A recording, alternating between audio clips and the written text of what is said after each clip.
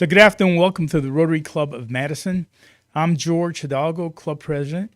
Thanks for joining us today. So my message today is about connect, grow, and serve. Now, while we thrive on this messaging during the pandemic, it has been very difficult to connect, at least in person. Now, we've found alternate ways to connect virtually while knowing that in-person connections are really what we all prefer. I think most of us are probably tired of Zoom meetings. So I am pleased to announce we are heading back to in-person meetings starting Wednesday, April 14th at the Park Hotel. So that is fantastic news. Now, a few things will be different as we phase back into in-person meetings. Obviously, we have to follow Dane County guidelines, but what we have here is we can only have 99 people instead of our normal 235 people in the room. So that will obviously require reservations, and the link will be included in this Friday's email from the office if you plan to attend. You also find the link in today's chat. Now, it's extremely important, extremely, that you make a reservation if you plan to attend because of our limit on number of chairs in the room. So use the link or call the office if you plan to attend. Now, we will continue the live stream, so anyone not feeling quite ready to venture out will still be able to tune in. So it's a hybrid meeting. So this is exciting news to be able to meet in person after being apart for over a year.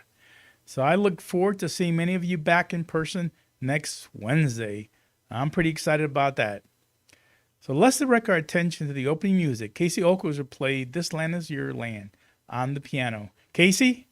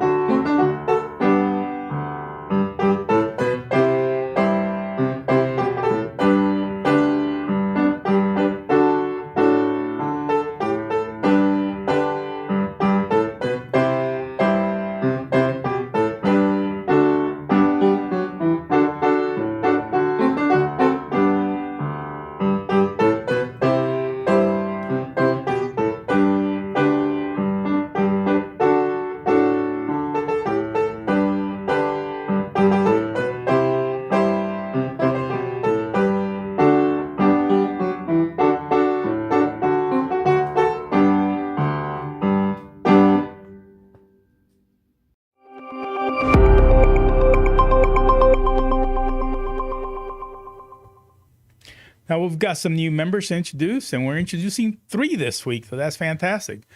So we'll start with Rhonda Adams, who has been loaned the classification of community service and is executive director for the River Food Pantry. Charles McLymans is her sponsor.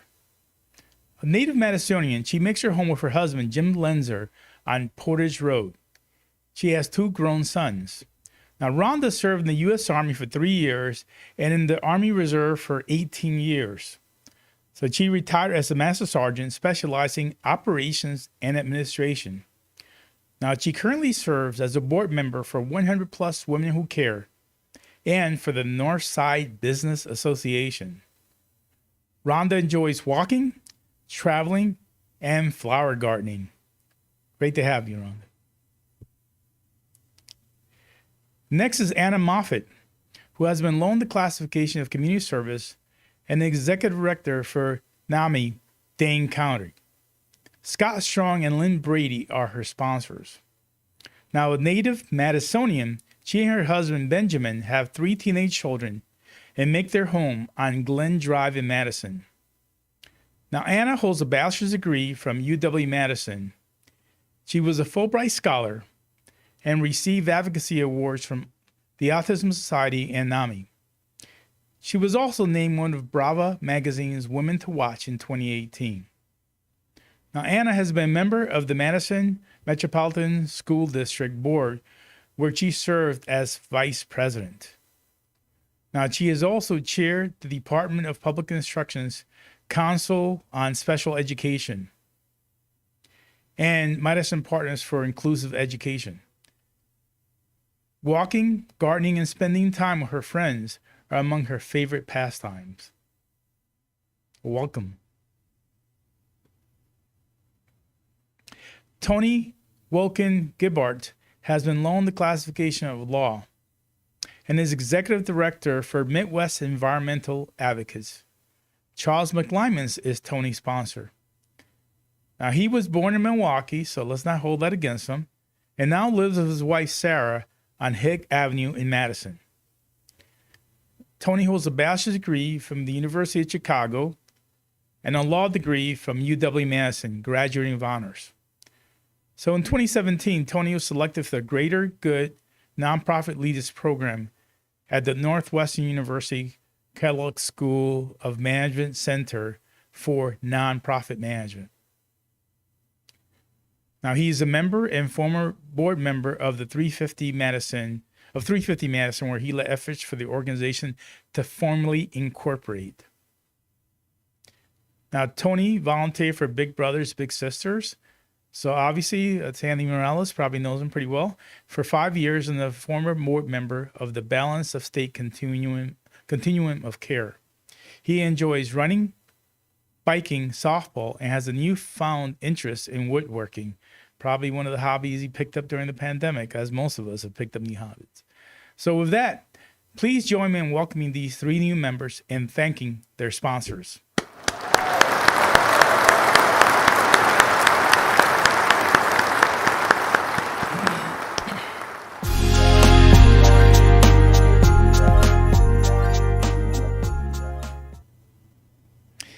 Now, as I mentioned in my opening message, we will start to hold in-person meetings starting next Wednesday at the Park Hotel. So if you plan to attend, here's what you can expect. We will have 99 people in the room instead of our normal 235 plus. Now, there will be 3 seats at each table, so we can be at least 6 feet apart. Again, remember, we have to comply with Dane County requirements. We will have pre-printed name badges for those who reserve a seat. Again, remember you need to click on the link in Friday's email or call the office to make a reservation. Again, important reservation. Now, face masks will be required unless you are eating or drinking. Now, normally we have lunch, but the hotel's kitchen is not yet open, so you can bring your own food and beverage in these first few weeks back to the meeting, or you can buy a snack bag or just not eat. So if you want to stop at a food truck before you come to lunch, that sounds like a great idea, or you can buy the bag lunch. Now, we are seeking several volunteers to help out at the meeting. So to be extra cautious, we are seeking volunteers who have been vaccinated. So if you can help out, let the office know. Now, the hotel's valet parking is open. The cost is $6. However, again, this is not back to normal. You'll need to bring exact change and no credit cards yet. Obviously, there's also plenty of parking on the ramps and on the street. So a lot of details, and there'll be more details on Friday's newsletter, including information about food choices since the hotel's kitchen is not yet open. So we hope to see you next week. And again, I'm looking forward to it. I was hoping not to be the virtual president, so it looks like I will get an opportunity not to do that.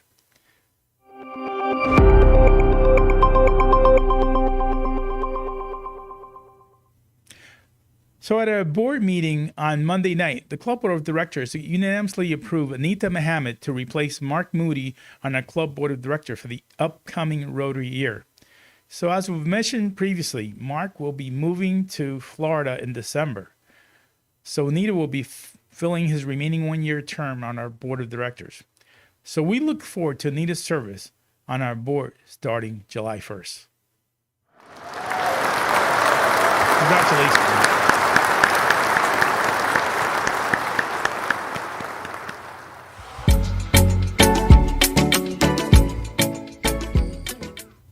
So we have birthday celebrated with a little bit of humor, wisdom that complements Rotary's mission. We also encourage members to make an age-appropriate gift to the Madison Rotary Foundation, which is rounded up to $100 for our Club Synergy Scholarship Fund. So April 4th, Steve Wallman. April 5th, Loretta Himmelsbach. April 7th, Dave Baskerville. April 6th, Rock Flowers. April 7th, Masood Akhtar. April 8th, George Keene. April 10th, past president, Jim Ruley. And also April 10th, Frank Stein, who shares this message. Even if times are bad, there is always baseball to make you feel young and hopeful. So thanks to our celebrants for their contribution to the Madison Rotary Foundation. Please join me in wishing them a happy birthday. Nick Curran and his children will sing happy birthday. Go ahead, Nick and family. Happy birthday to you. Happy birthday to you. Happy birthday, dear Rotarians. Happy birthday to you.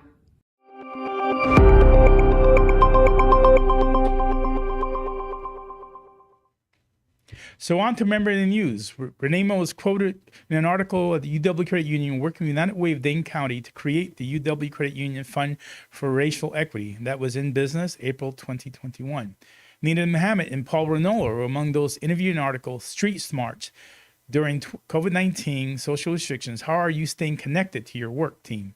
And that's in business April 2021.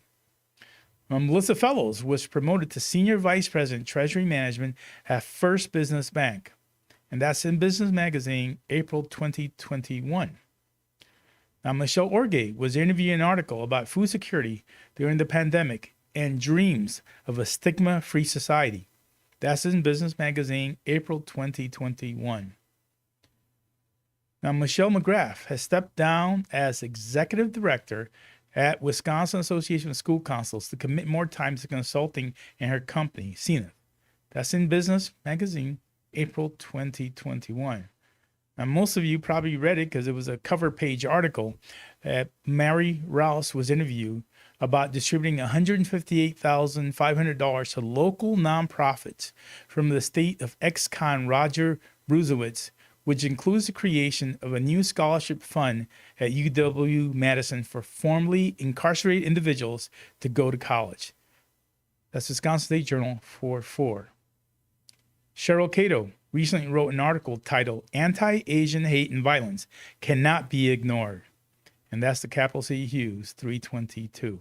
So again, that's fantastic to see how much our fellow Rotarians mean to the community. So thank you very much for all their efforts.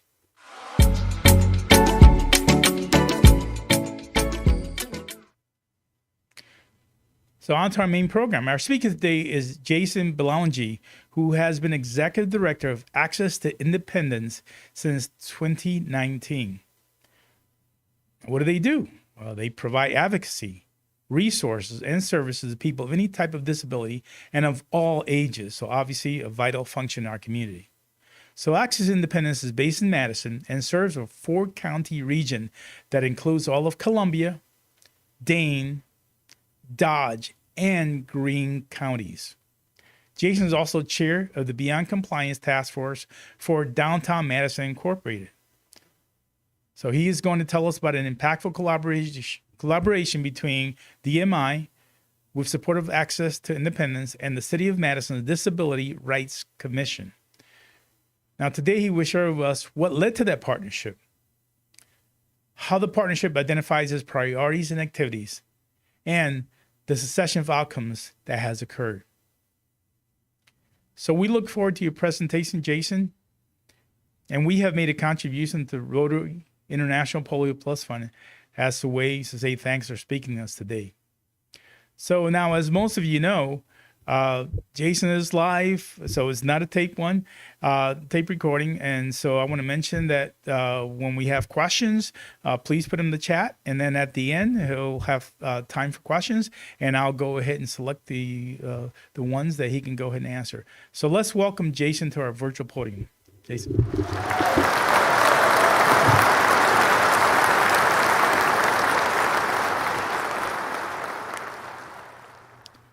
All right. Good afternoon.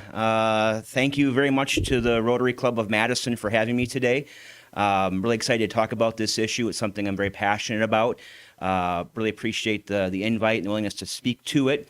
Also want to do a quick shout out and a thank you to Ron Luskin and Jason Ilstrup for helping coordinate to make today possible as well, and to the staff and volunteers who are helping today with making this happen. So I'm going to go through my presentation today. What I like to do is typically any images on the screen I tend to describe for any of viewers who might have limited vision or no vision. So if you hear me describing, that's why I'm doing that.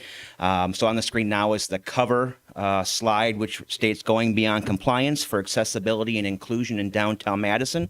And it's an image of the state capitol here in Madison as taken from the rooftop of the Monona Terrace.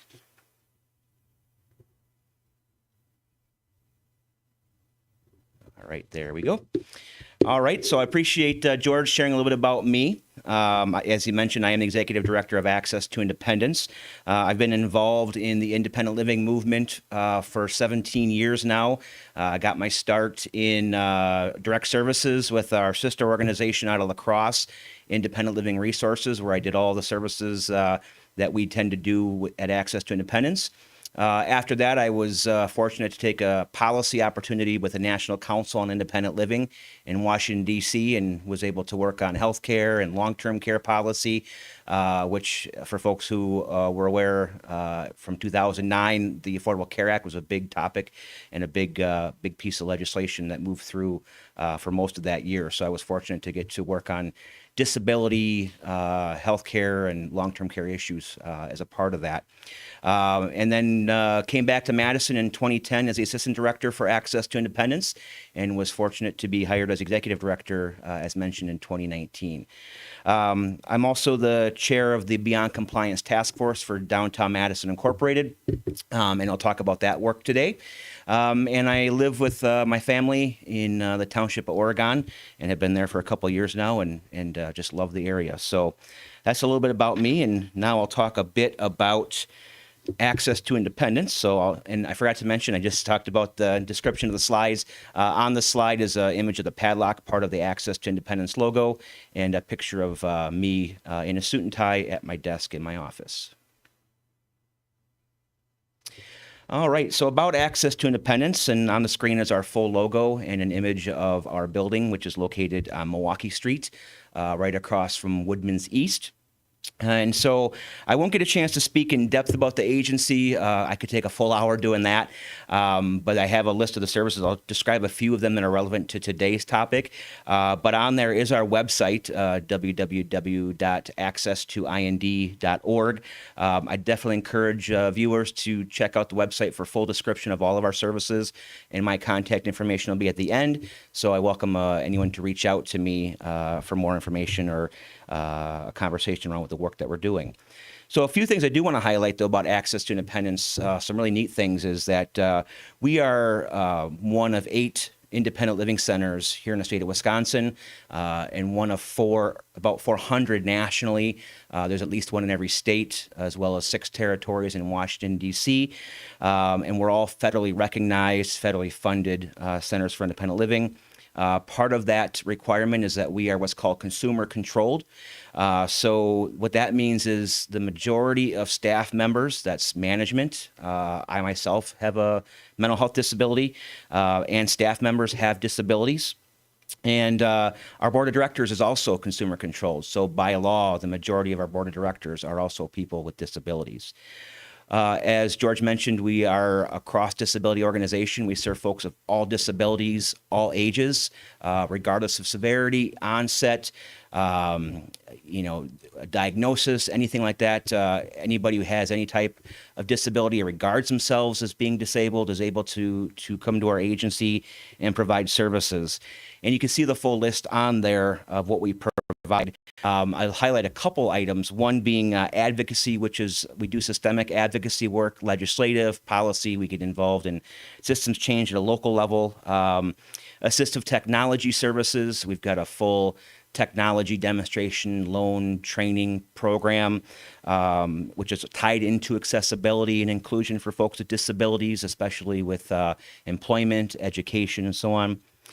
And then accessibility assessment work, which is definitely tied to today's conversation. We do home accessibility and ADA accessibility for businesses and other entities. And then community impact services, so things like outreach, education, collaboration, and networking. So we do the individual and the community impact work. And so it's quite a lot for an organization of 14 people, but something that's very exciting to me and an organization I do love. Also, I'll mention we have a Facebook page, so if you're a Facebook user, you wanted to check us out on Facebook, please do so. And we'll also be rolling out a website for our Artists Beyond Boundaries fundraising event later this month, so stay tuned for that. All right, I'm going to move on to the next slide. So I'm going to talk a little bit about the collaboration between Access to Independence, Downtown Madison Incorporated, and the City of Madison through its Civil Rights Department, including the Disability Rights Commission, and staff such as Jason Beloungy, who staffs that commission.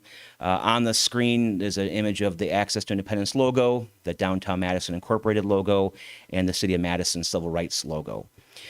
So how this collaboration really began, and something that's really exciting, is a public partnership, a public-private partnership,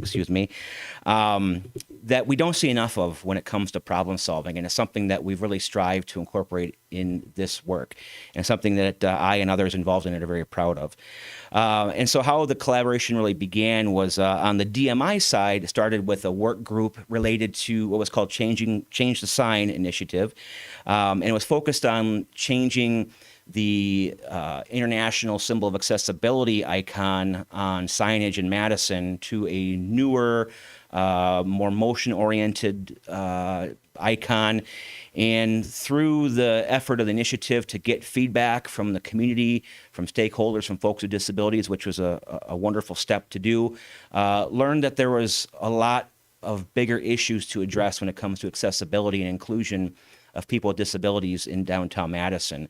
And so from that point, decided to step back, reevaluate, and that is how the Beyond Compliance Taskforce was created in 2018. Len DeVasher, who was then of Old National Bank, initially led that effort, and then myself was able to take on that after Len that year. And so really have been working, and I'll talk about our outcomes, our accomplishments in this presentation. But that willingness to step back and look, I think, was a really important first step. And simultaneously, the City of Madison's Disability Rights Commission also is engaging, but had begun at that time, an Access Madison program looking at ways that in their role as a commission, when working with city resources, how they could also address inaccessibility and exclusion of folks with disabilities in Madison. And so with both working on those issues and communicating through the partnership with DMI, Downtown Madison Incorporated, it led to a beginning of a collaboration which is growing and thriving today.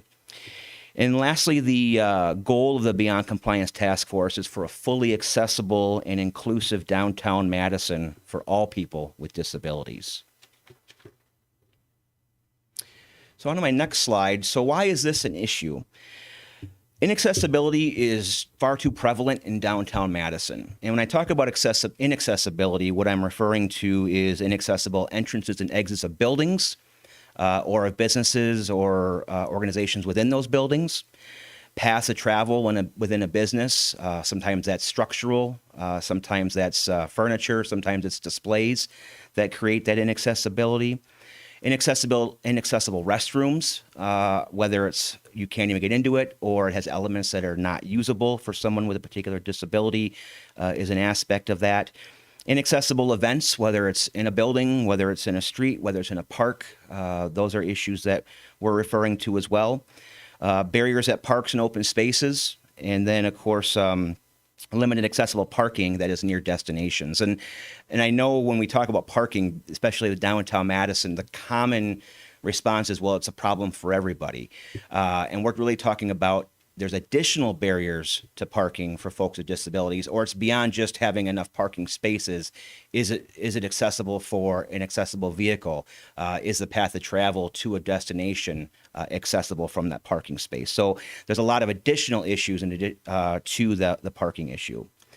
It's also an issue that we're addressing because despite having over 30 years of enactment of the Americans with Disabilities Act, or the ADA, a lack of awareness, a lack of prioritization, cost concerns about preservation have all contributed to this issue.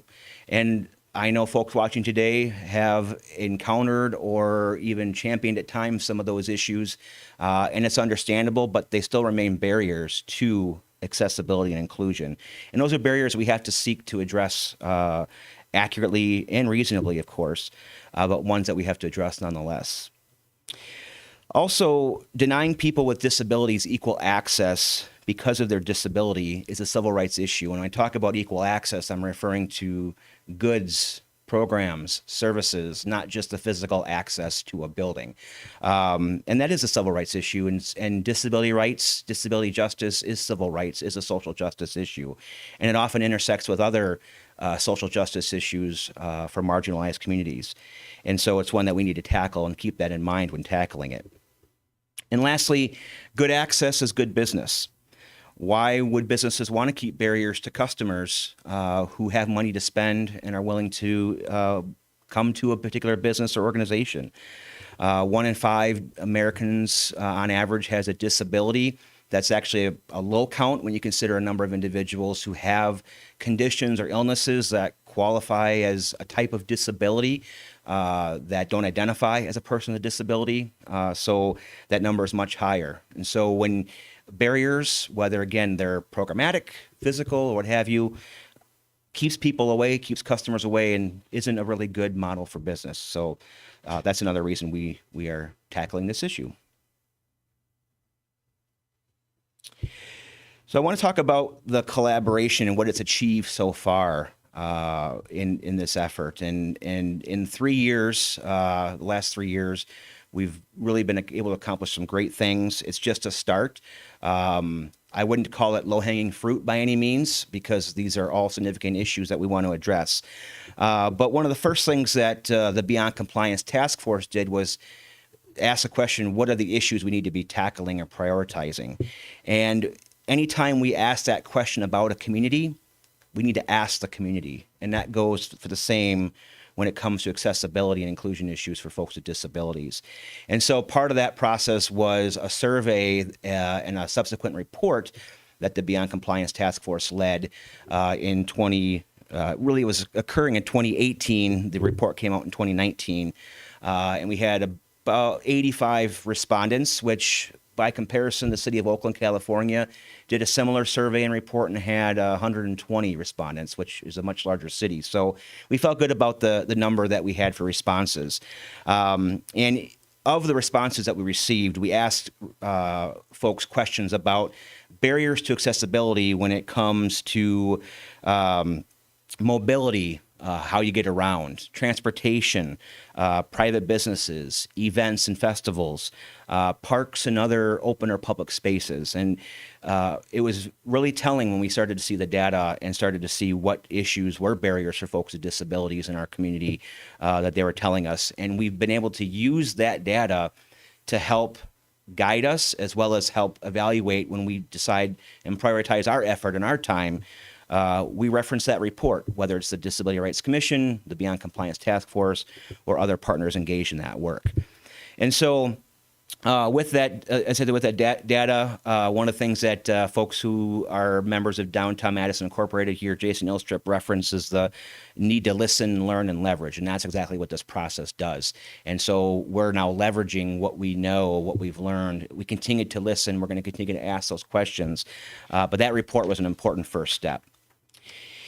Last year, 2020, obviously with the pandemic, brought tremendous challenges to individuals, businesses, organizations. And one of the responses by the city of Madison was to create the Streetery program to allow businesses to provide their goods and services out in the street, their parking lots. And with that comes opportunity during a tremendous challenge, but there are also concerns related to accessibility by moving dining and other options out into street and parking lot areas. And so one of the things the Beyond Compliance Task Force, as well as the Disability Rights Commission voiced concern was, how are we addressing accessibility and inclusion in those spaces? And so seeing a need and an opportunity, the Beyond Compliance Task Force worked to develop a 2-page Streetery accessibility guide that we provided to the city to share with applicants and those seeking to do the Streetery program, and made available for those who may have other outdoor options that weren't necessarily part of that program. And it covered essential ADA compliance pieces, but it also looked at best practices. So when I talk about the title of our of this presentation of the task force going beyond compliance, we seek to do that with the work that we do, and that's evident with both the Streetery guide and the guide I'll talk about next. And so the that went out for that particular effort, and it was a nice segue for us to work on our next project, which I'll talk about, which is the Festivals and Events Accessibility Guide that is coming out this month. And that is another project that the Beyond Compliance Taskforce worked on. And the reason for that particular project is that the City of Madison Parks Department took a look at their application for street and park use permits and did the right thing by requesting applicants include their plans for ADA compliance for their events. And we looked at that and said, great, that's what we need to do. And that tells you what you need to be doing. But it didn't give a lot of information about how you do it.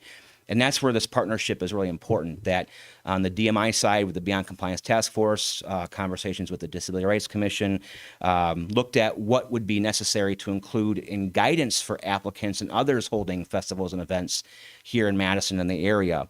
And so myself, Greg May of 1,000 Friends, Wendy Weiler, a community member who's also a member of DMI, worked on this guide using other examples, other information out there, and developed a guide that looks at many aspects of holding a festival or event and how to both follow ADA compliance and also how to go beyond that compliance and look at best practices.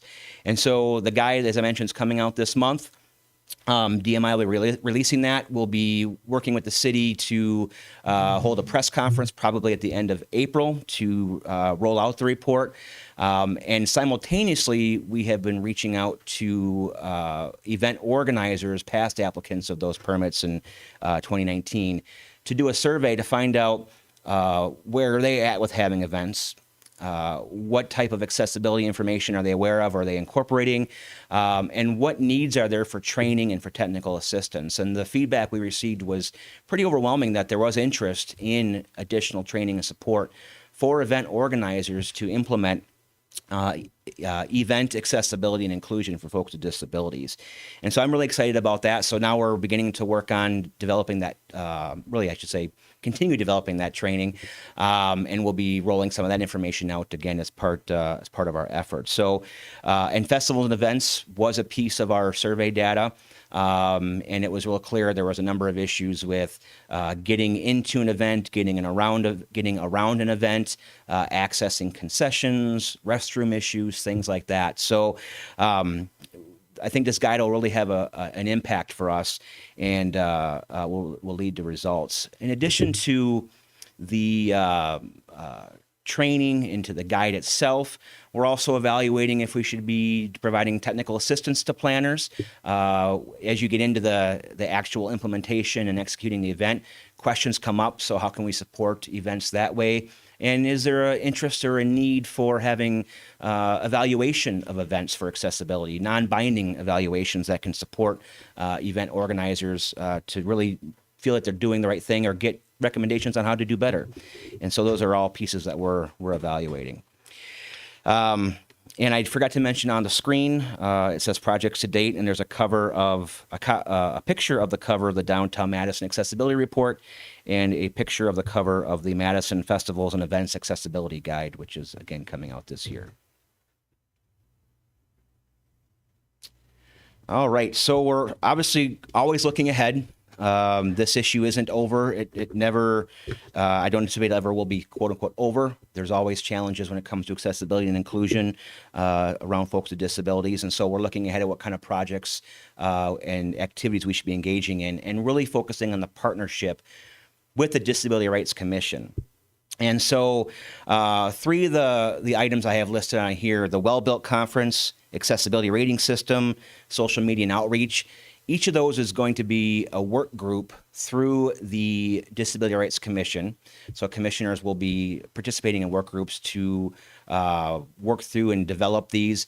And simultaneously, the Beyond Compliance Task Force will also be working on that and communicating back and forth with the Disability Rights Commission so we can figure out where does the city's responsibility lie in executing such events and activities, and where does the private partnership lie in that.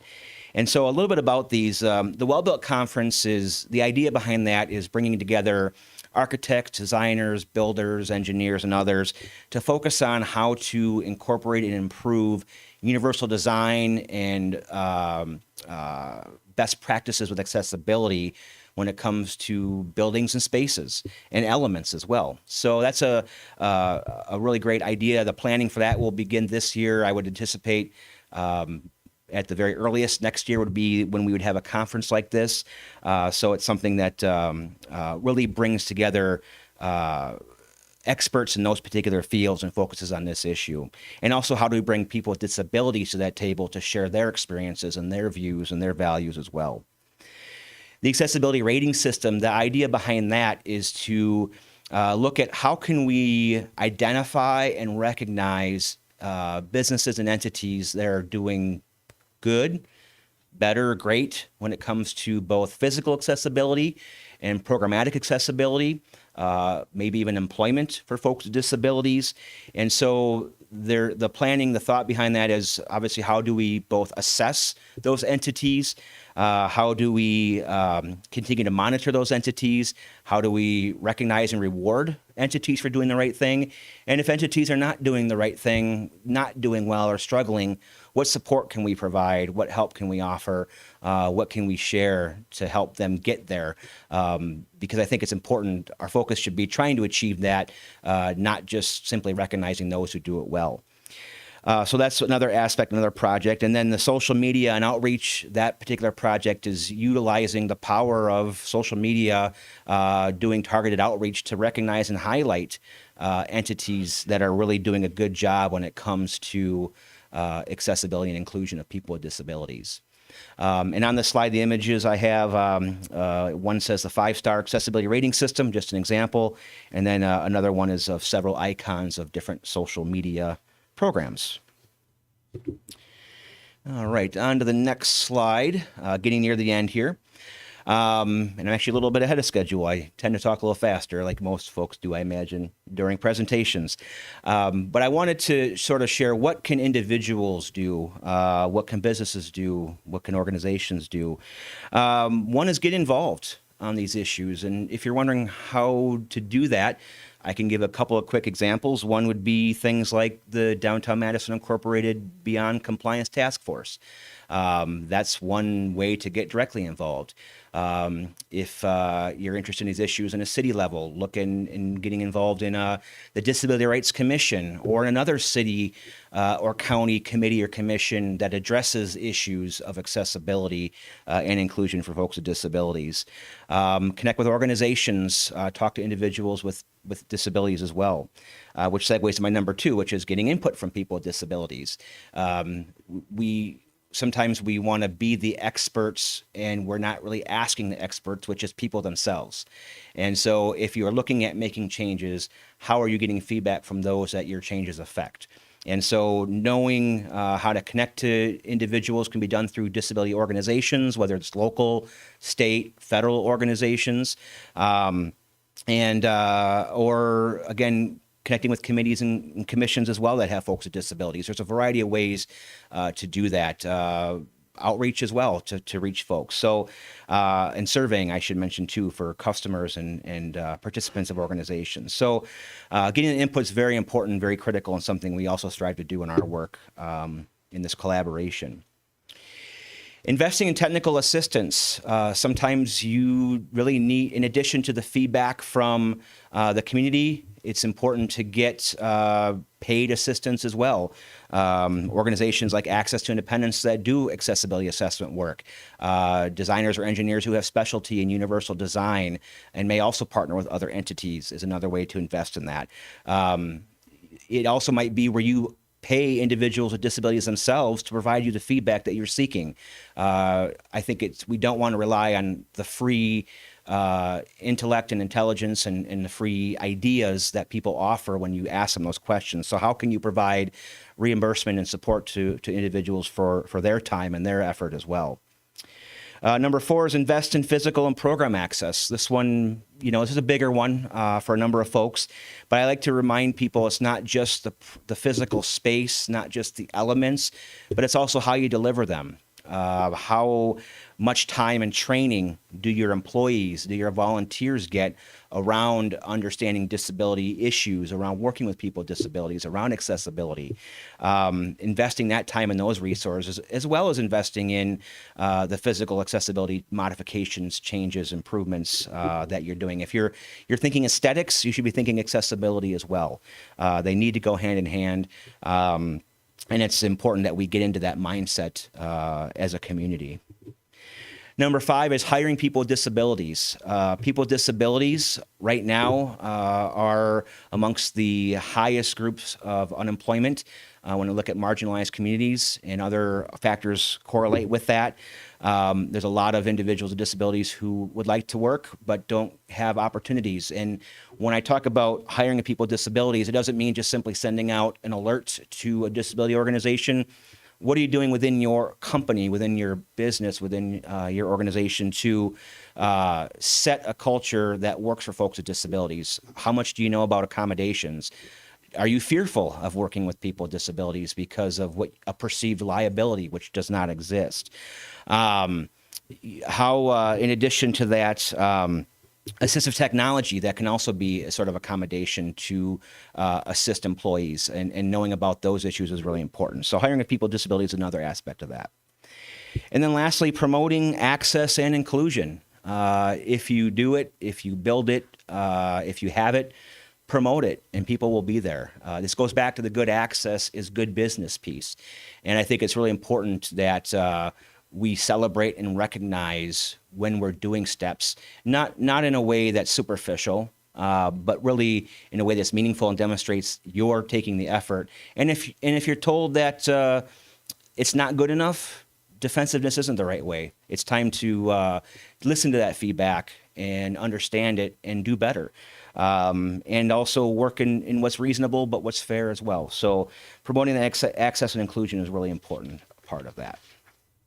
And with that, my contact information is up there. I've got a email icon, a phone icon, a picture of our organization, and a picture of a person using a laptop to demonstrate along with my email address, my direct phone number, our address of our organization, and our agency address. And I will note with the address of the organization, we are not yet we're providing some in-person services, but we're not allowing drop-ins. So if you'd like to check out our space, see our assistive technology, I'd be able to arrange that, but I would need you to contact me first.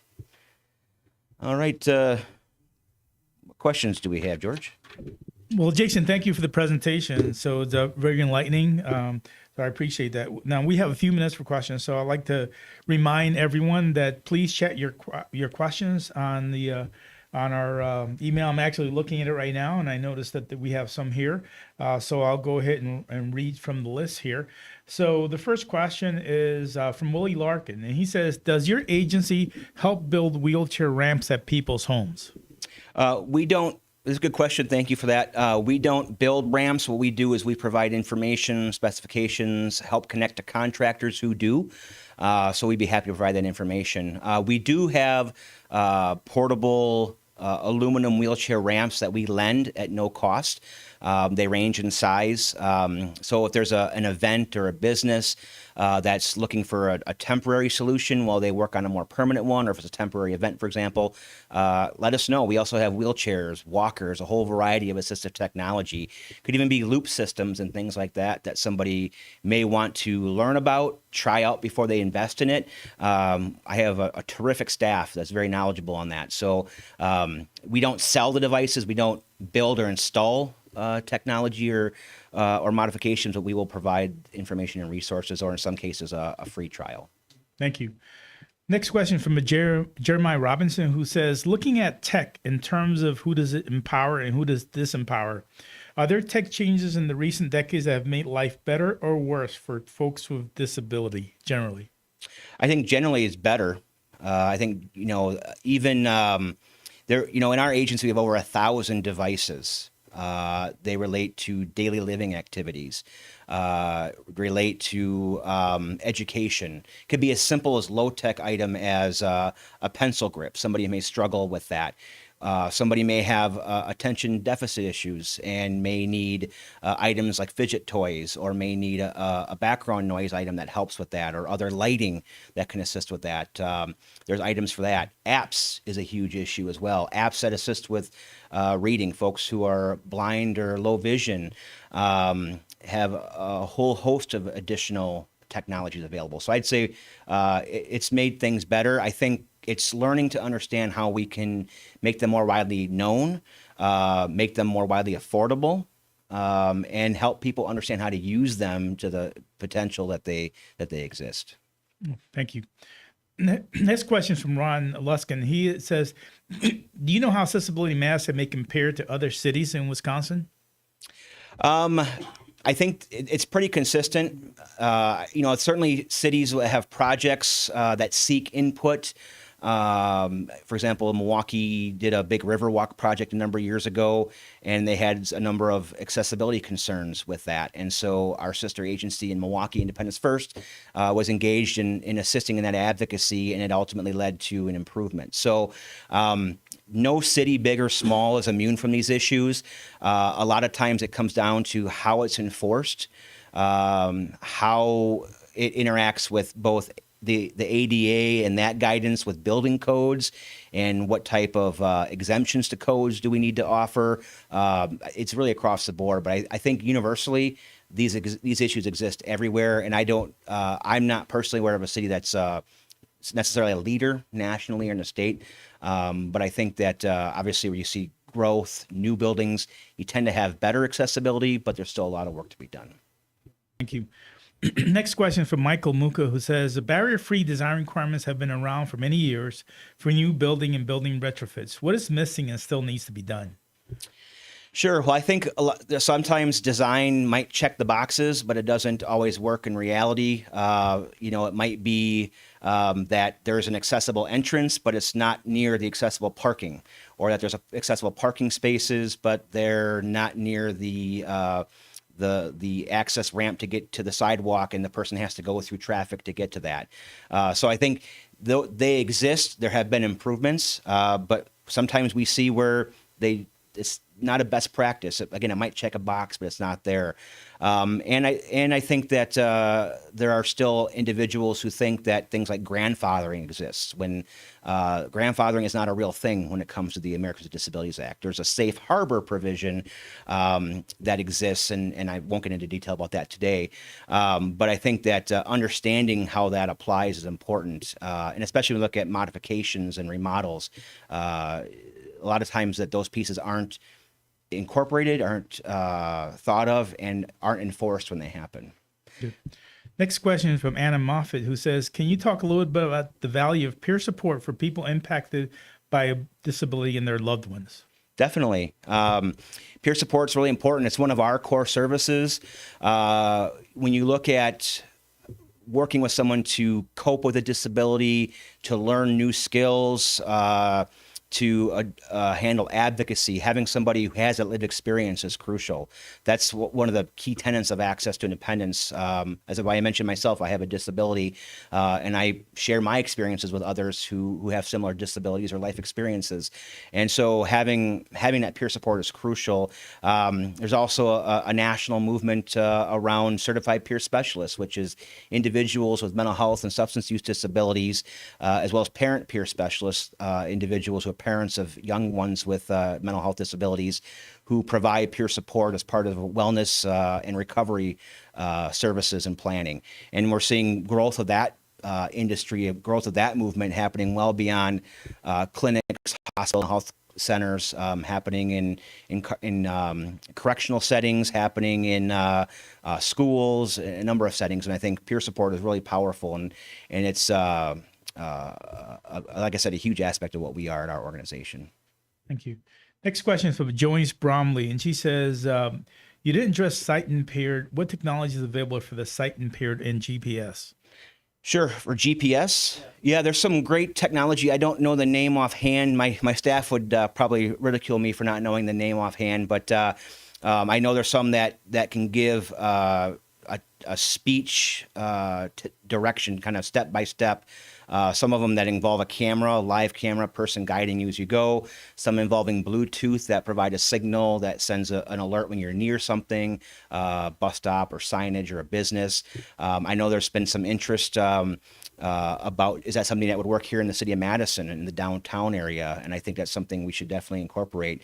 And also technologies for, we've added improved crosswalk signaling in the city of Madison. Just a few examples right now, but we got a long way to go with the audible crosswalk detectors. And then items for assisting with reading labels or other items if a person goes to a store and needs to be able to read through the items on a particular product, that they have technology in a cell phone or a tablet or a handheld device that would work for that.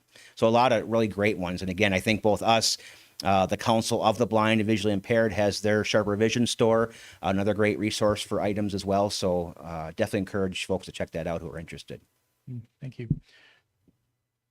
A question here is about the number one priority in downtown Madison that could be improved to serve people with disabilities. The number one priority. You listed, numerous things. What's the most important one of all? Really hard for me to say. I think, one of the things that kind of ties into a broader issue is knowledge and attitude, right? That the attitude being we want to do what's right, and the knowledge being we know what we need to do to get there, and that we're willing to do it and willing to invest in it and see it as a civil rights issue, as an equality issue as well. And so I think those are the issues that will assist all the other pieces around businesses, around events, around parks and open spaces that we talk about. We certainly see a lot of overlap when it comes to just getting into and around spaces, whether it's buildings or open spaces, issues with getting to it, whether it's snow removal for curb cuts and sidewalks not being maintained, things like that. So we saw in our research that we did through the survey, some overlapping themes, parking, another one that I mentioned. So I'd say those two kind of fundamental pieces, and then some of the other ones that were really high on our list for our research. So this will be the final question, and I'll save the best for last because it deals with my field, which is I'm a automotive business, so we sell cars. And so what's the impact to autonomous driving to people that are handicapped? I personally feel that more mileage will be driven. Some people think that it's less. What's your perspective of autonomous driving? Because if you figure if you're blind, you don't have the mobility issues. Having a vehicle that picks you up and drops you off, I would think it would increase it. But what's your perspective on that, where the car is actually going to take you there and can pick you up? Right. I think that's a great example. And I think what I like about the autonomous vehicle, self-driving vehicles, is that it allows the individual with a disability to drive themselves from place to place. We see other examples where modified vehicles have somebody else who takes you. So now you rely on somebody else to have to get you places. And that's not, folks without disabilities that limit that capability don't even think twice about hopping in a car or just going to a bus stop that's nearby. So if we can create opportunities that allow someone to be independent and do those things independently, that's wonderful. And I think self-driving vehicles is a part of that. We definitely have to make sure that we account for the nuances and accessibility for that, and make sure that those vehicles themselves are accessible to get in and utilize, and that we have adaptations, modifications to the vehicles themselves that allow someone to drive that with additional technologies. Well, thank you for the presentation. I'll give you a round of applause. Thank you.